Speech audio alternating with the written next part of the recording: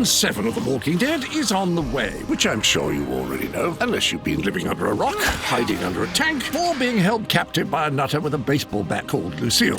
But I'm getting ahead of myself. We start with Rick, who's essentially Clint Eastwood, but a bit more sensitive. Now, poor old Rick falls into a coma, loses family, and wakes up to find the world overrun by zombies. Sorry, walkers. Walking Dead Lesson 1. Zombies are not called zombies. Rick meets Glenn. Cracking chap that can't grow a moustache to save his life. Daryl, the violent little sweetheart. Carol, who makes the remarkable transition from a meek housewife into a teacher who wouldn't pass an Ofsted inspection. Today, we are talking about knives. But pick of the bunch is this charming fellow Merle, who the kind, forgiving, reasonable gang change the roof and leave for dead.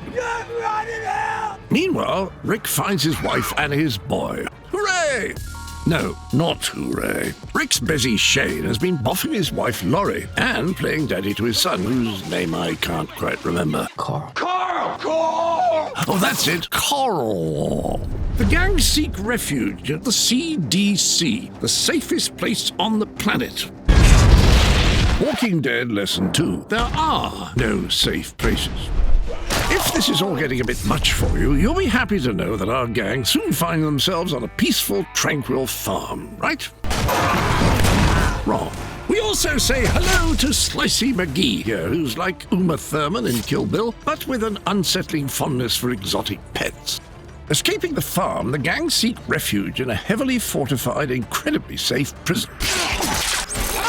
You didn't forget Lesson 2 already, did you? But there's a tiny ray of hope. Laurie has an adorable little baby girl. Hooray!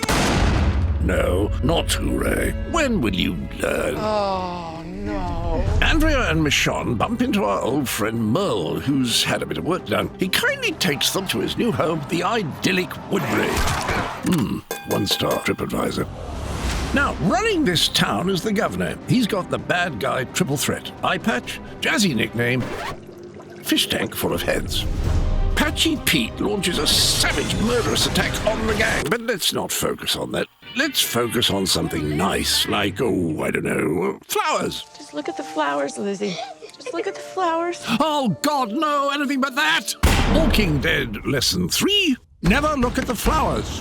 The gang move on, but immediately run into a rather uncivilized bunch called the Claimers, who've presumably walked 500 miles to get there, and it's up to the gang to stop them walking 500 more.